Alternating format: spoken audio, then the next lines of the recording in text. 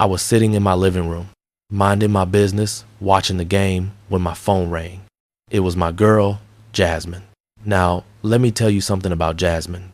This woman is fine, she's smart, she's got her own money, and she don't take no mess. She's the kind of woman you bring home to mama. The kind of woman you actually want to settle down with. We'd been together for 8 months, and things were going so smooth, I was starting to think about ring shopping. Yeah, I said it. Ring shopping. I'm talking about the real deal here. Not one of those promise rings or placeholder rings. I'm talking about going to the jewelry store, sitting down with one of those people who show you diamonds under a microscope, and actually understanding what the 4 C's mean. Cut, clarity, color, and carat.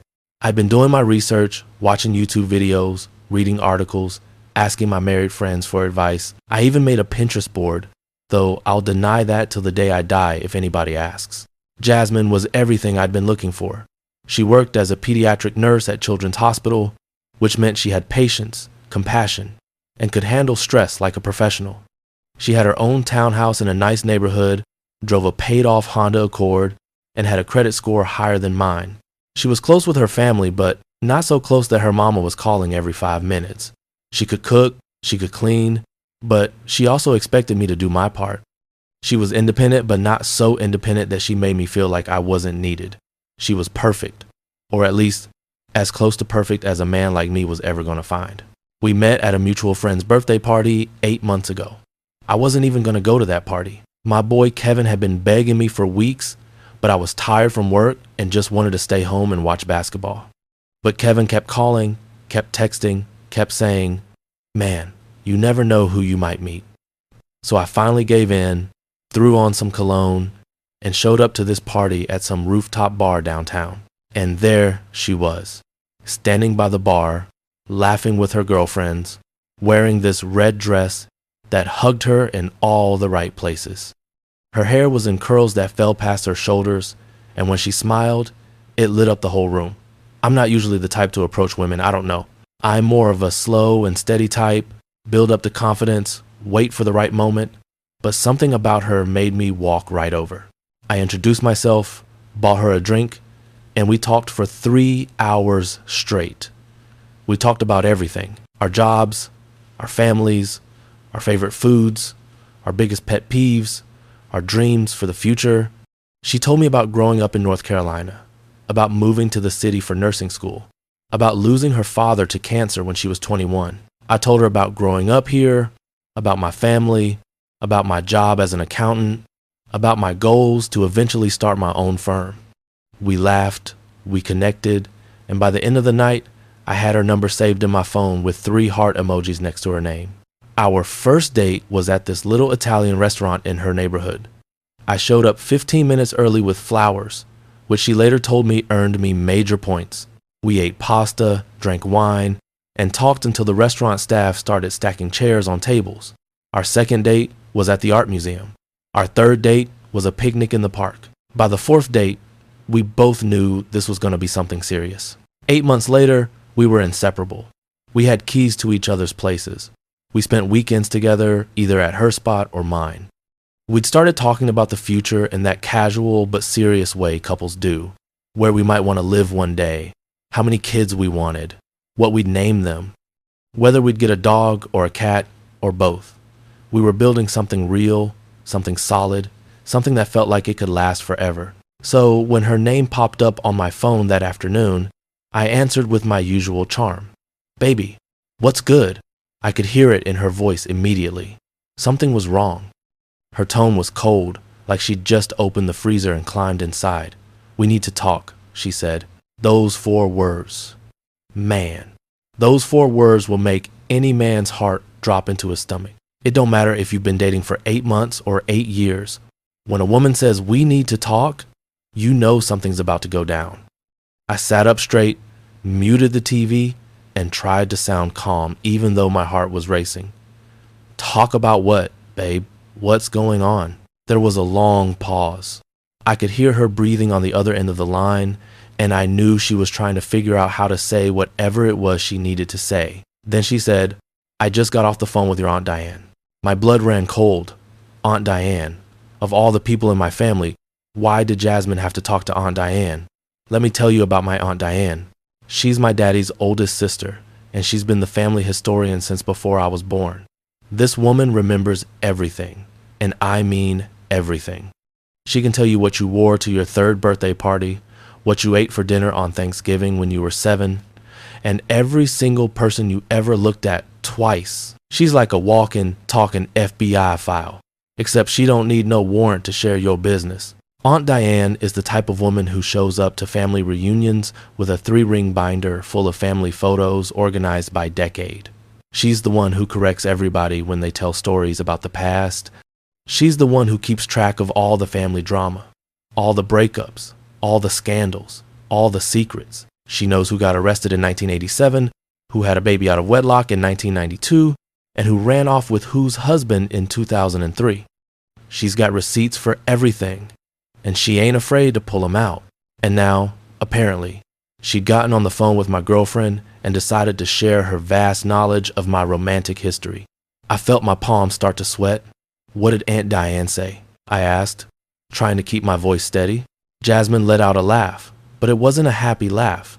It was one of those laughs that means you're about to get cussed out. Oh, she said plenty.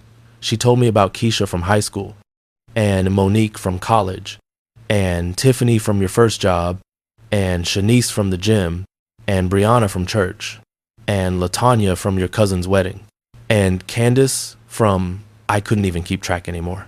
My mouth went dry.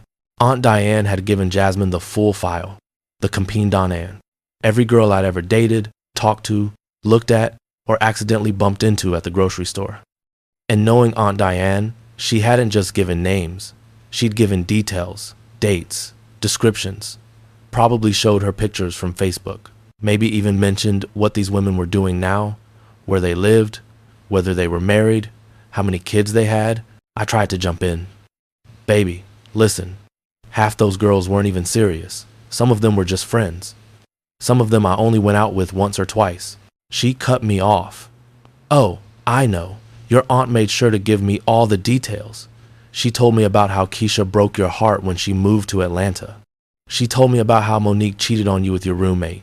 She told me about how Tiffany was crazy and slashed your tires. She told me about how Shanice was too clingy. She told me about how Brianna was too independent.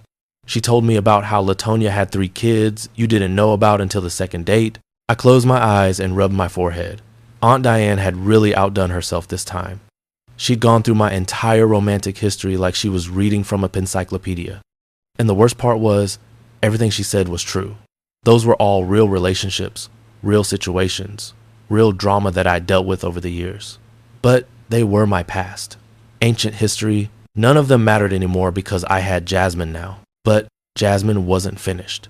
And then, she said, her voice getting louder, your aunt told me about how you proposed to Keisha before she moved.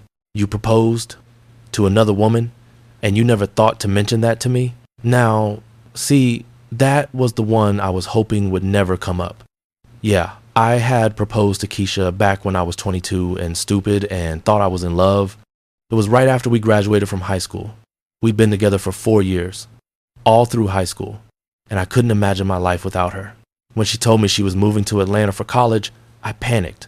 I didn't want to lose her. So I did what any dumb 22-year-old in love would do.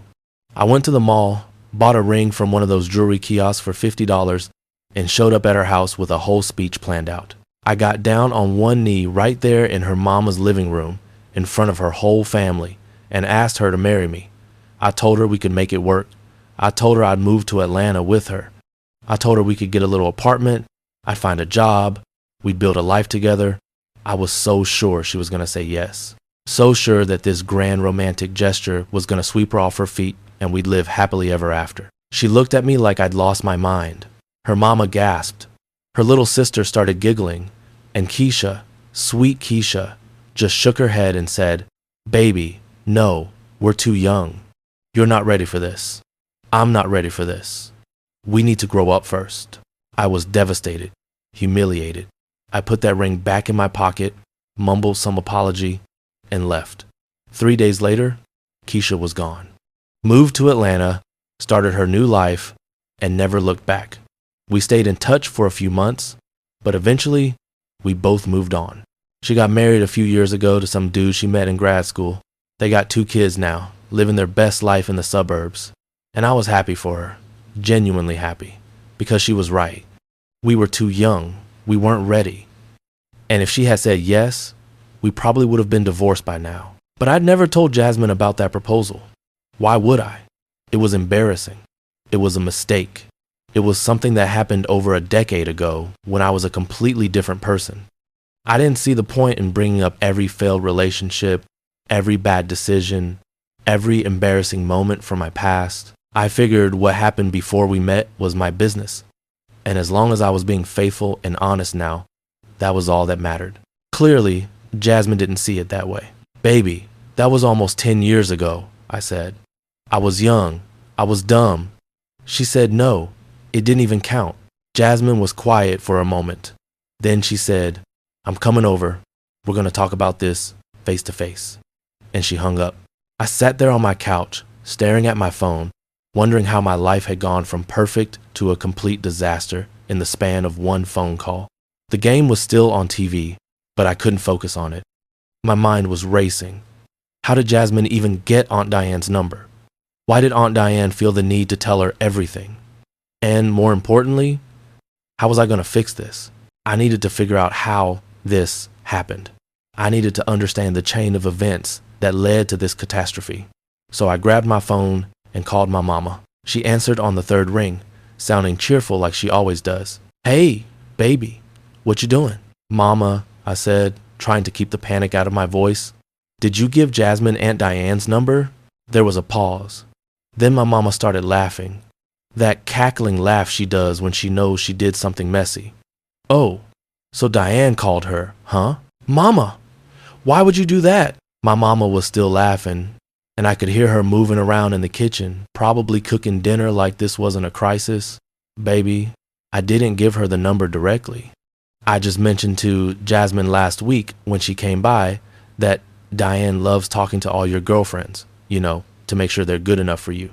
I told her Diane has been doing that since you were in high school, calling up your little girlfriends and having these long conversations. I thought it was sweet. I guess Jasmine asked for her number after that, and I saw no reason not to give it to her. After all, if she's going to be part of this family, she might as well know how we do things.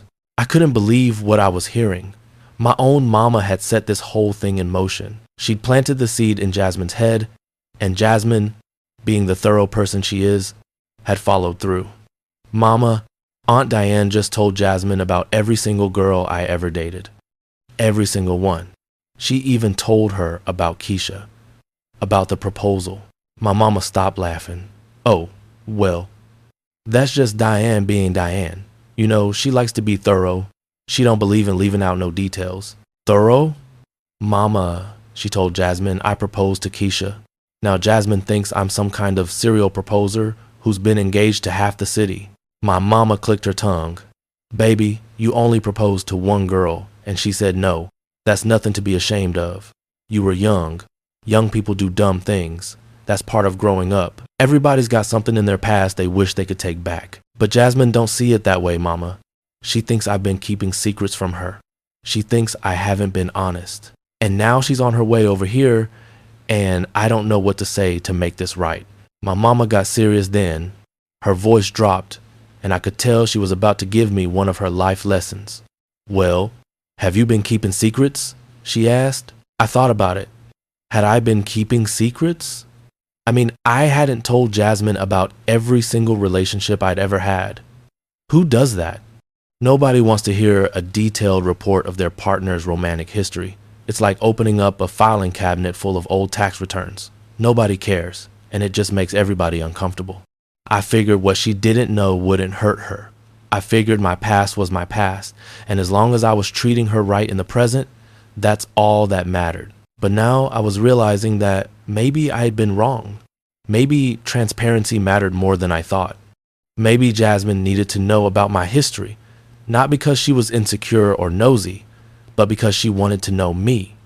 All of me.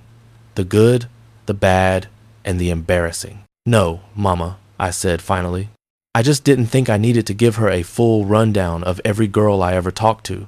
I didn't think it was important. My mama sighed. Baby, Let me tell you something. Women want to know things. They want to feel like they know you. All of you. Every part of you. The parts you're proud of and the parts you're ashamed of. And when they find out you didn't tell them something, even if it wasn't important to you, it makes them feel like you don't trust them. It makes them feel like you're hiding something. And once that seed of doubt gets planted, it's hard to get rid of it. She paused, and I could hear her stirring something on the stove. Now, I don't know what you're going to say to Jasmine when she gets there, but you better make sure you're honest. Don't try to cover nothing up. Don't try to minimize it. Don't try to make excuses. Just tell her the truth and let her decide how she feels about it. Because if she's the one for you, and I think she is, she's going to appreciate the honesty more than the protection. I sat there, letting her words sink in. Mama was right. She was always right. I needed to be honest with Jasmine. I needed to tell her everything, answer every question, and trust that our relationship was strong enough to handle it. Thanks, Mama, I said. You're welcome, baby. And listen, don't be too hard on Diane. She means well. She just wants to make sure you end up with the right woman. She's seen you get your heart broken before, and she don't want to see it happen again. I know, Mama. I know. I hung up with my mama and started pacing around my living room. Jasmine was on her way, and I had maybe 30 minutes to figure out what I was going to say. I thought about calling Aunt Diane and cussing her out, but what good would that do? The damage was already done. Besides, Aunt Diane don't care. She's been meddling in family business for 60-some years, and she ain't about to stop now. In her mind, she was doing me a favor. She was vetting my girlfriend, making sure Jasmine was strong enough to handle the truth about me. I looked around my apartment, making sure it was clean. I picked up the throw pillows, I knocked off the couch, straightened up the coffee table, took my dirty dishes to the kitchen. I wanted everything to be perfect when Jasmine got here. I wanted her to walk in and see that I was taking this seriously, that I cared about making things right. 25 minutes later, there was a knock on my door. I took a deep breath, said a quick prayer, and opened it. There was Jasmine standing on my porch with her arms crossed and her eyebrows raised. She looked good, even when she was mad. She was wearing jeans and a sweater, her hair pulled back in a ponytail, and she had that look on her face that said, "I'm not here to play." She had her purse on her shoulder and her car keys in her hand, and I could tell from her body language that she was ready for war.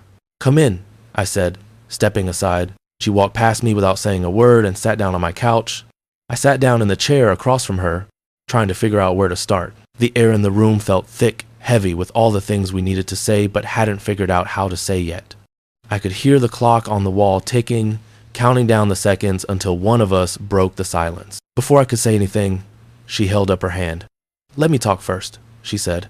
"I just spent an hour on the phone with your Aunt Diane. An hour. Do you know how much information one person can share in an hour?" I didn't answer. It was a rhetorical question. And honestly, I knew exactly how much information Aunt Diane could share in an hour. I'd been on the receiving end of her phone calls before. The woman could talk for days if you let her. Jasmine continued, and I could hear the frustration in her voice. "Your aunt told me about every girl you've ever dated. And I mean every girl. She told me their names, where they worked, what they looked like, why you broke up, and in some cases, what their mama's name was. She even told me about a girl named Destiny who you took to prom and how she left you at the dance to go make out with the DJ. I winced. I'd forgotten about Destiny. That was a rough night. I'd spent $300 on tickets, a corsage, a limo, and dinner. I'd rented a tux. I'd gotten my hair cut. I'd planned the whole perfect prom night. And Destiny, who I'd been dating for 6 months, decided she'd rather spend the night making out with DJ Smooth Operator in the equipment room. I found out when one of my boys came and told me he'd seen them. I went looking for her, found them together, and spent the rest of prom sitting in the parking lot in my rented tux, feeling like the biggest fool in the world. "But here's the thing," Jasmine said, leaning forward. "I don't care about those girls. I really don't. What I care about is the fact that you never told me you were engaged before. That's a pretty big thing to leave out, don't you think?" I took a deep breath. She was right. Completely, totally right. "You're right," I said. "I should have told you. But baby, it wasn't a real engagement. I was 22, I was stupid, and I thought I was in love. I bought a ring from one of those stores at the mall, the kind that sells jewelry next to the phone cases and the knockoff sunglasses. The ring probably costs $50, and it turned my finger green after 2 days. I got down on one knee in her mama's living room in front of her whole family, and she looked at me like I'd lost my mind. She said no. She told me I wasn't ready. She told me we were too young. And 3 days later, she moved to Atlanta. I haven't talked to her since. It was the most embarrassing moment of my life, and I just wanted to forget it ever happened. Jasmine's expression softened a little, but she wasn't done. I could see the wheels turning in her head, processing what I just said, deciding whether to believe me or push back. Okay, she said finally. I get that. I understand that it was embarrassing and that you wanted to move past it. But what about the other girls? Keisha, Monique, Tiffany, Shanice, Brianna, Latanya, Candace. Your aunt made it sound like you've dated half the women in this city. She made it sound like you've got a whole roster of exes out there who still think about you. I couldn't help but laugh a little, even though I knew this wasn't the time. Baby, Aunt Diane exaggerates. That's what she does. She takes a grain of truth and turns it into a whole beach. Yeah, I dated those girls, but most of them weren't serious. Keisha was my high school girlfriend. We were together for 4 years, from freshman year to senior year. She was my first love, my first everything. And yeah, when she moved to Atlanta, it broke my heart. But that was over 10 years ago. We were kids. And Monique? Jasmine asked. Monique was in college. We dated for about 6 months during my junior year. I thought things were going great. But then I came back to my dorm room early one day and found her with my roommate. In my bed, it was a whole mess. I moved out, stopped talking to both of them, and spent the rest of the semester trying to piece my life back together. And Tiffany? Tiffany, I said, shaking my head. Tiffany was crazy. I mean, clinically, legitimately crazy. We went out 3 times. 3 times. And after the 3rd date, when I told her I wasn't feeling a connection and I thought we should just be friends, she slashed all 4 of my tires. Then she called me 67 times in one night. I had to block her number, change my locks, and file a restraining order. That woman was unhinged. Jasmine's eyes widened. 67 times? 67 times, I confirmed. I counted. And she left voicemails. Long voicemails where she was crying and yelling and threatening to show up at my job. It was a nightmare. And the others? Shanice was sweet, but we just didn't click. She wanted to spend every single second together, and I needed space. Brianna was focused on her career, which I respected, but she didn't have time for a relationship. We went out for maybe 2 months, and then she got a promotion that required her to travel all the time. We tried to make it work long distance, but it just fizzled out. Latanya seemed great at first, but on our 2nd date, she mentioned she had 3 kids, which, is fine. Kids are fine. But she hadn't mentioned them before. And when I asked why, she said she wanted to see if I was interested in her first before bringing up the kids. That felt dishonest to me, so I ended it. And Candace? Jasmine asked, her voice a little softer now. Candace and I went on 2 dates. 2. We met at a coffee shop, talked for a bit, and I thought she was cool. So we went out to dinner, then we went out to a movie, and by the end of the 2nd date, we both realized we had nothing in common. We were better off as friends, and we still are friends. We follow each other on Instagram, we like each other's posts, but that's it. There's nothing there. Jasmine looked at me for a long moment. I could see her processing everything I just said, weighing it against what Aunt Diane had told her, trying to figure out if I was telling the truth or just trying to save myself. Then she said, "So why didn't you tell me about any of this?" I shrugged, trying to find the right words. Because it didn't seem important. Those girls are in my past. You're my present and my future. I didn't think I needed to dig up old history just to prove that I'm over it. I mean, do you tell me about every guy you ever dated? Jasmine raised an eyebrow. Actually, yes, I have.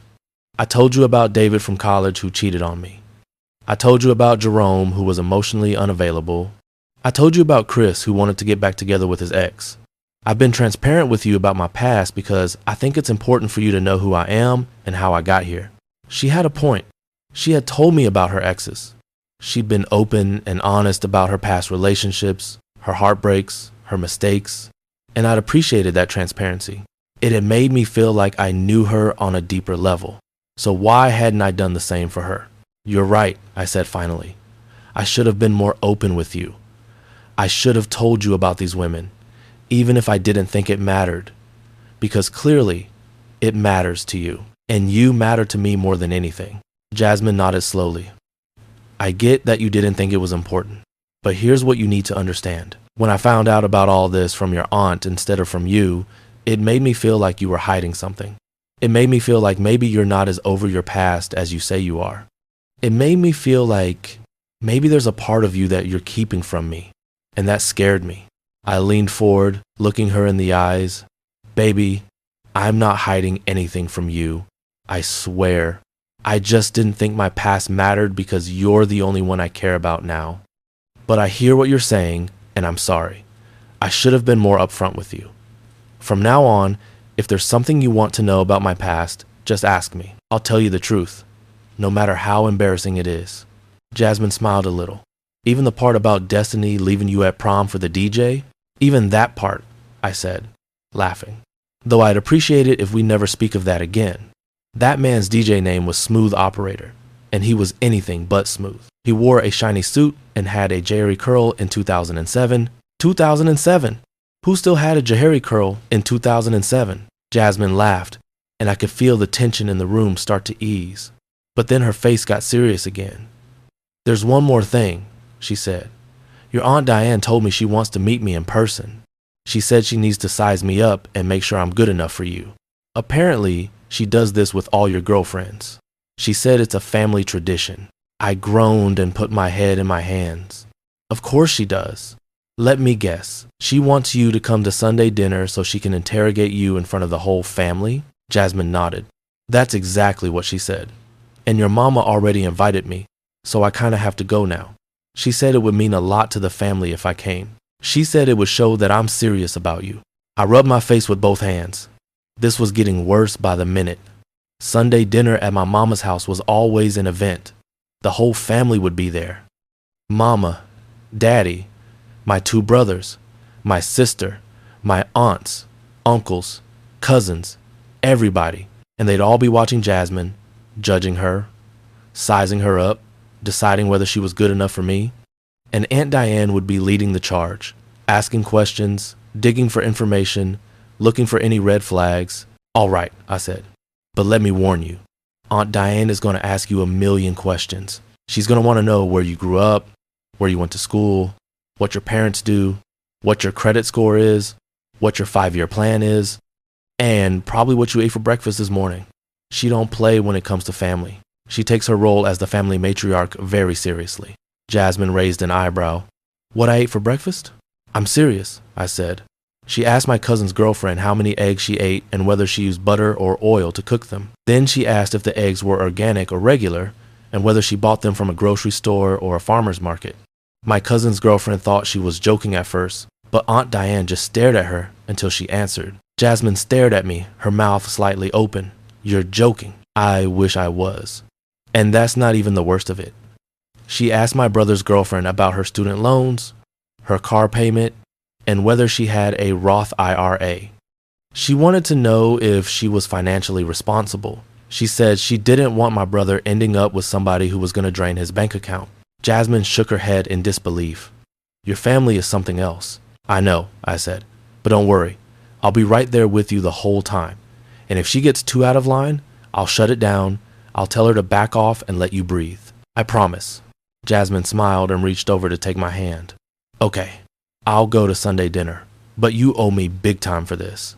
Like, take me on a vacation level of owing me. I squeezed her hand, grateful that she was willing to face the firing squad that was my family. I know, and I promise, after this, no more surprises, no more secrets. Just me and you, building something real, something that can last. She leaned in and kissed me, and for a moment, everything felt right again. Her lips were soft, her hand was warm in mine, and I could smell her perfume, that sweet floral scent that I'd come to associate with home. But in the back of my mind, I knew Sunday dinner was going to be a whole different kind of challenge. Aunt Diane wasn't going to go easy on Jasmine just because I asked her to. If anything, she'd probably go harder, wanting to make sure Jasmine could handle the pressure.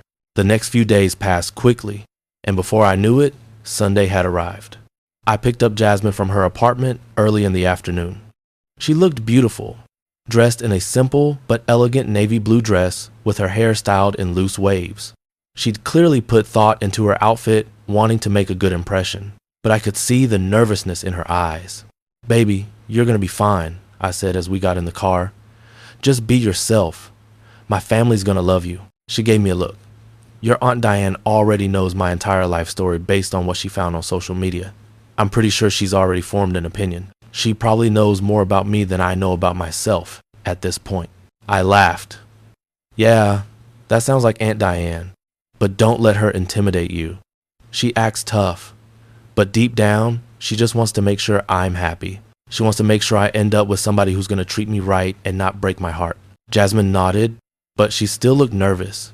She kept fidgeting with her purse, checking her makeup in the mirror, making sure everything was perfect. I reached over and took her hand.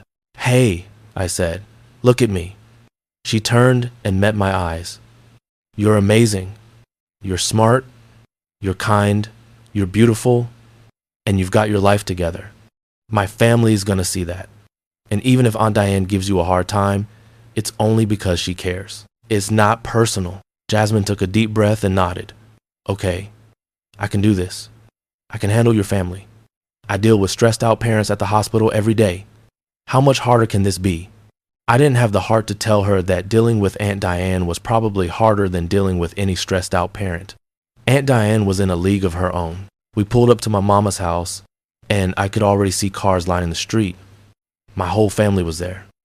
Mama, Daddy, my two brothers Terrence and Andre, my sister Nicole, my aunts, uncles, and cousins. The house looked full, and I knew it was going to be loud, chaotic, and overwhelming. But that was my family. Loud, chaotic, overwhelming, and full of love. I helped Jasmine out of the car, and we walked up to the front door. I could hear music playing inside, people laughing and talking, the sound of silverware clinking against plates. Before I could knock, the door swung open, and there was my mama, grinning from ear to ear. She was wearing her Sunday best, a purple dress with matching shoes, and her hair was freshly done. "There's my baby," she said, pulling me into a tight hug. "And this must be Jasmine. Come here, sweetheart." She pulled Jasmine into a hug too, and I could see Jasmine relax a little. My mama has that effect on people.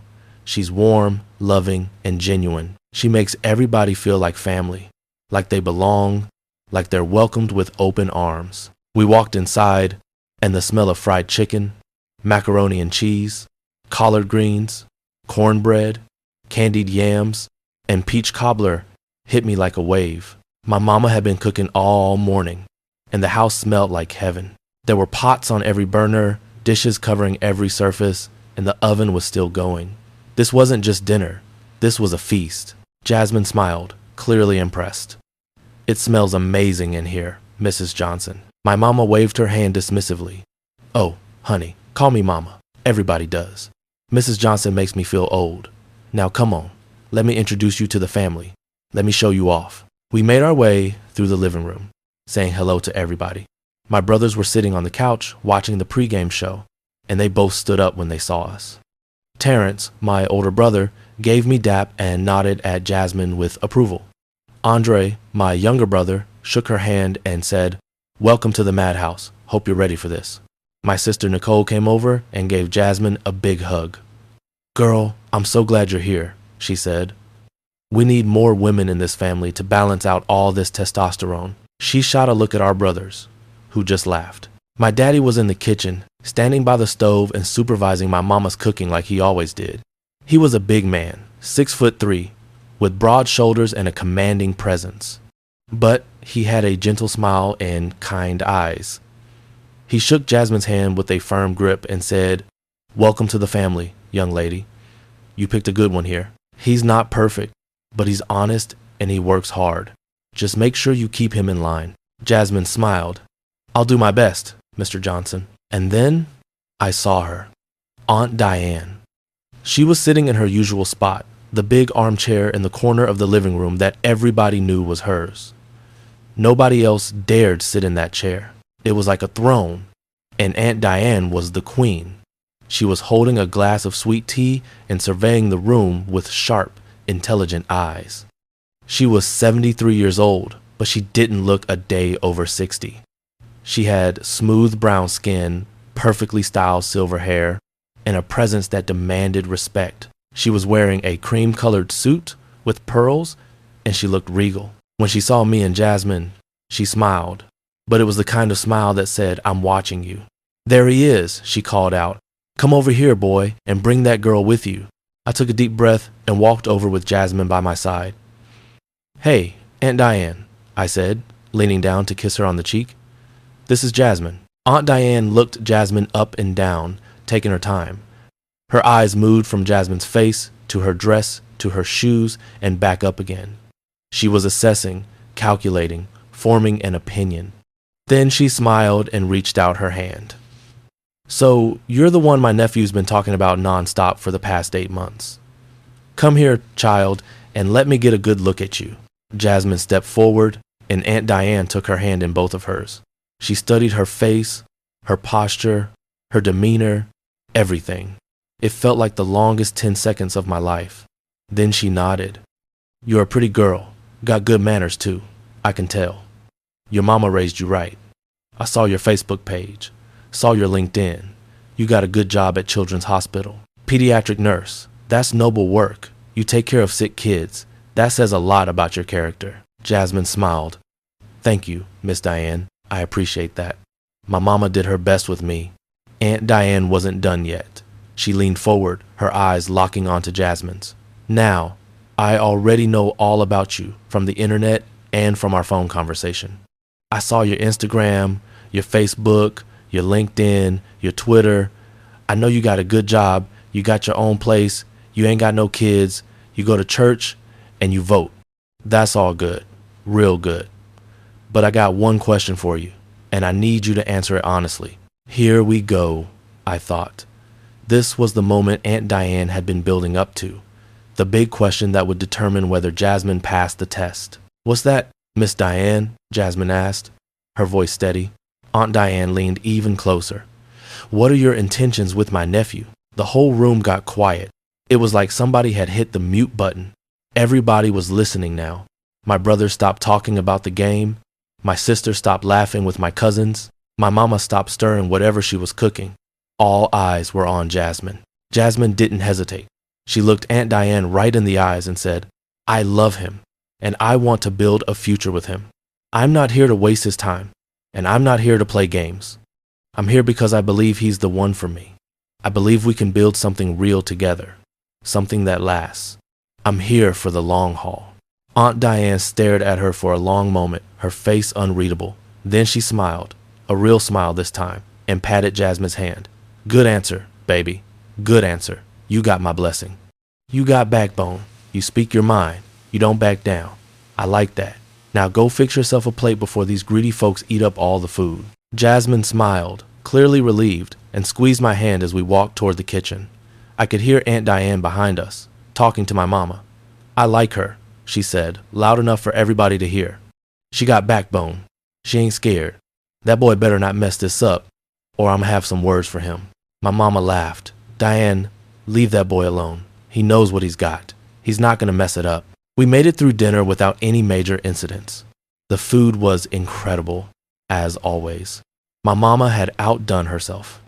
We had fried chicken that was crispy on the outside and juicy on the inside, macaroni and cheese that was creamy and rich, collard greens cooked with ham hocks, cornbread that melted in your mouth, candied yams with marshmallows on top, and peach cobbler with vanilla ice cream for dessert. It was the kind of meal that made you want to take a nap afterward. Aunt Diane asked Jasmine a few more questions during dinner, but nothing too invasive. Mostly just about her job, her family, and her hobbies. She wanted to know what Jasmine did for fun, what books she was reading, what shows she was watching. Jasmine handled it like a pro, answering every question with grace and confidence. She talked about her love for reading, her Sunday morning routine of going to church and then brunch with her girlfriends, her plans to eventually go back to school and get her master's degree in nursing. By the end of the night, I could tell my whole family loved her. Even my brothers, who usually gave me a hard time about everything, pulled me aside and said, "Man, don't let this one go. She's a keeper. She's the real deal." My sister Nicole hugged Jasmine and whispered something in her ear that made her laugh. My daddy shook her hand again and said, "You're always welcome here, young lady, anytime. You don't need an invitation." As we were leaving, Aunt Diane called me over one last time. "Come here, boy," she said, her voice low but firm. I walked over, and she grabbed my arm with surprising strength for a woman her age. "Listen to me," she said, her eyes serious. "I know I embarrassed you by telling that girl about all your exes. I know you probably wanted to cuss me out. But I did it for a reason." "What reason is that, Aunt Diane?" I asked, genuinely curious. She looked me in the eyes. "Because I wanted to see how she'd react. I wanted to see if she was the type of woman who'd get jealous and insecure, who'd throw a fit and make a scene, or if she was the type who'd trust you and give you a chance to explain. I wanted to see if she had the maturity and the confidence to handle the truth about your past without falling apart. And she passed the test. That girl loves you, and she's not going anywhere. She's solid. She's strong. She's the kind of woman who's going to stand by you through thick and thin. So you better treat her right. You hear me? You better not mess this up." I nodded. "Yes, ma'am. I won't mess it up. I promise." Aunt Diane smiled and patted my cheek. "Good. Now get out of here and take that girl home. And don't make her wait too long for a ring. She's ready. I can see it in her eyes. And if you wait too long, some other man's gonna come along and snatch her up." I walked back to the car where Jasmine was waiting. She looked at me and smiled. "What did your aunt say?" I laughed. "She said I better not mess this up." Jasmine laughed too. "Well, she's not wrong." As we drove home, I thought about everything that had happened over the past few days. Yeah, Aunt Diane had caused some drama by telling Jasmine about my past.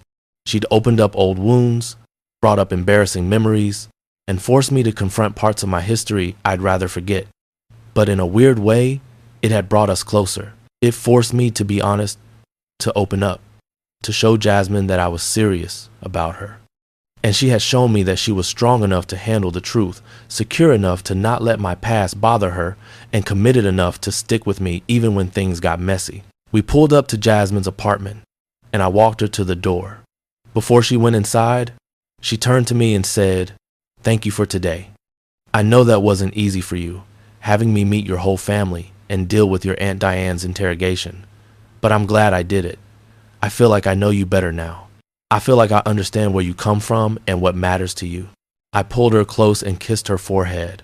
"I'm glad you came. And I'm sorry about Aunt Diane. I know she can be a lot."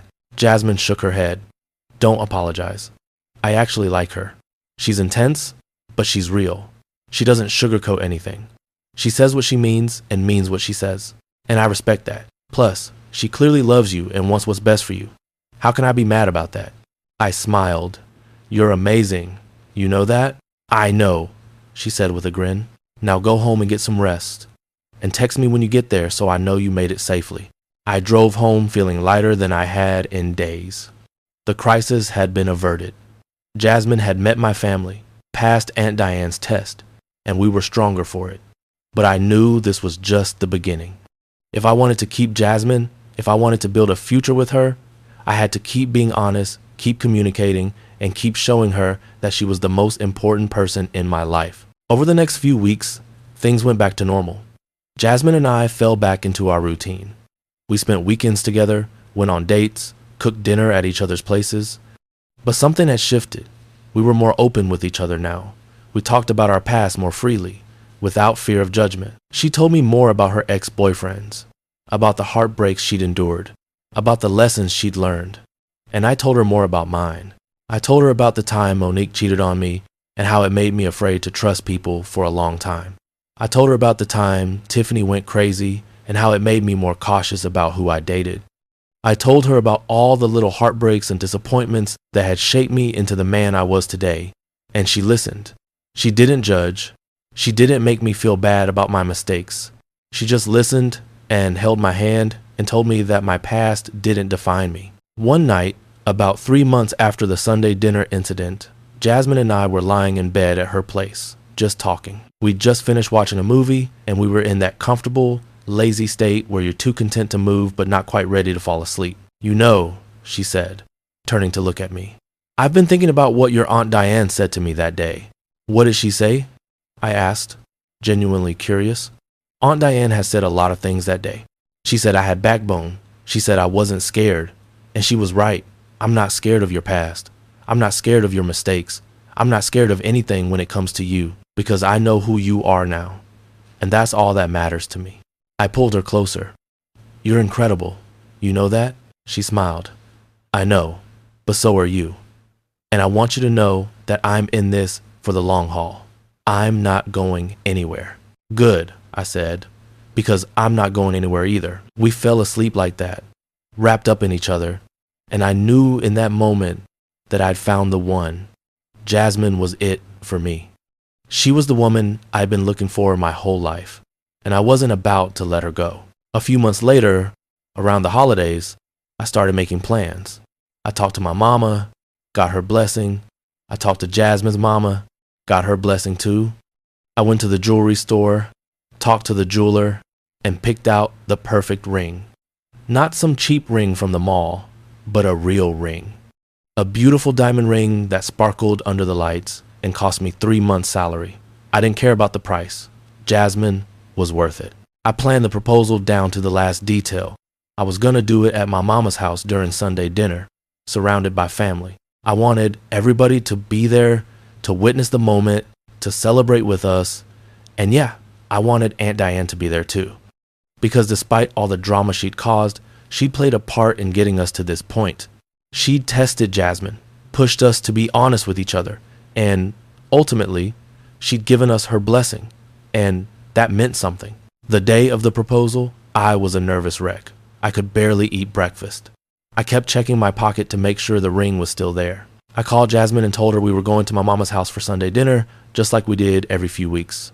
She didn't suspect anything. We arrived at my mama's house, and the whole family was there, just like I'd planned.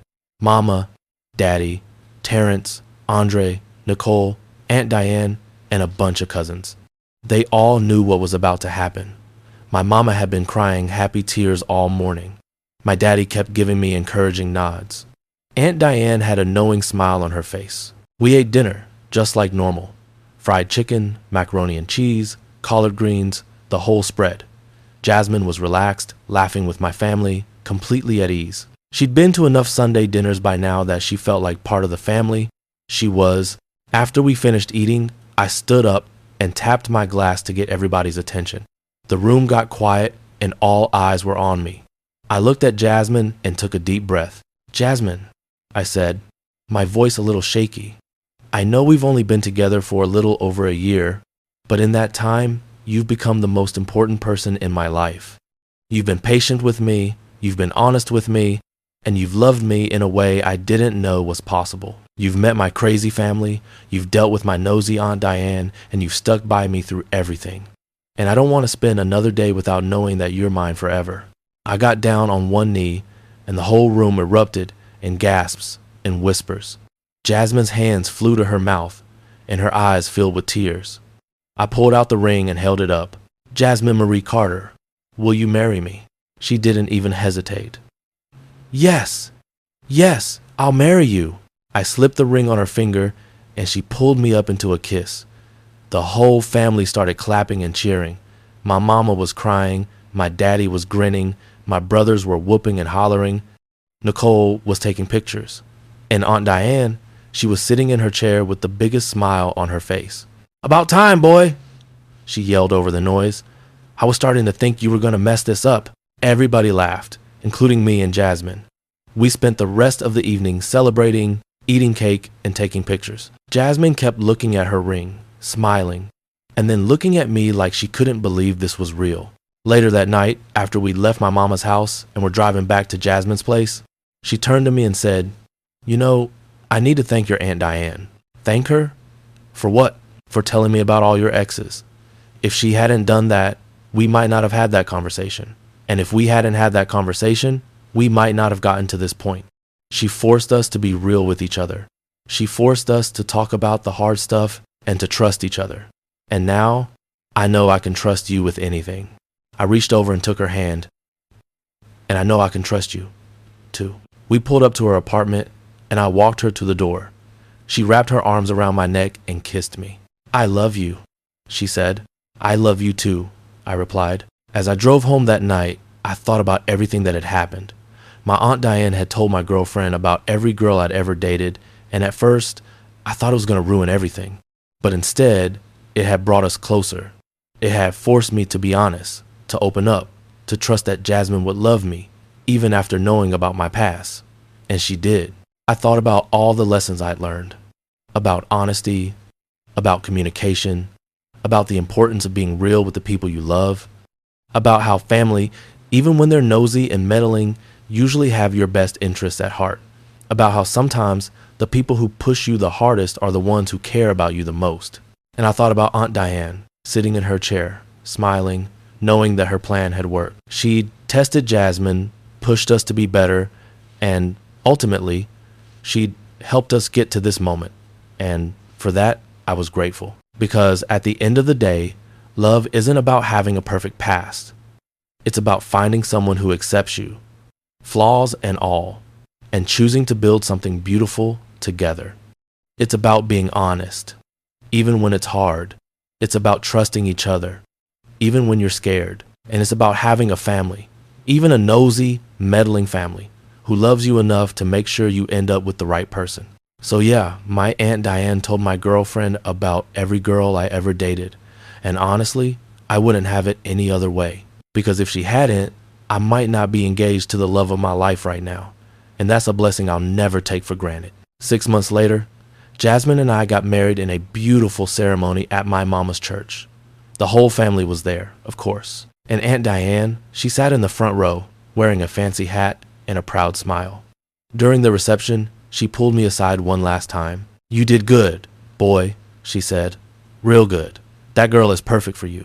You better treat her right for the rest of your life." "I will, Aunt Diane. I promise." She patted my cheek and smiled. "I know you will, because I didn't raise no fool, and neither did your mama." And with that, she walked away, back to her seat, back to her role as the family matriarch, the keeper of all our stories, the woman who knew everything about everybody and wasn't afraid to use that knowledge to help the people she loved. As I stood there, watching my new wife dance with my daddy, surrounded by my family, I realized something. Family is complicated. Family is messy. Family gets all up in your business and tells your secrets and embarrasses you in front of the people you love. But family also has your back. Family wants the best for you. Family pushes you to be better, to be honest, to find the right person and hold on to them. And sometimes, family knows exactly what you need, even when you don't know it yourself. The moral of the story: embrace your family, even when they're embarrassing. Be honest with the people you love, even when it's uncomfortable. Trust that the right person will accept your past and focus on your future. And never, ever underestimate the power of a nosy aunt who knows everything and isn't afraid to share it. Because sometimes that nosy aunt is exactly what you need to find your happily ever after. And that's the truth. Like this video if it touched something in you. Subscribe if you want to hear more stories about what it means to be human, to be family, and to choose love even when it's complicated. I'll see you next time.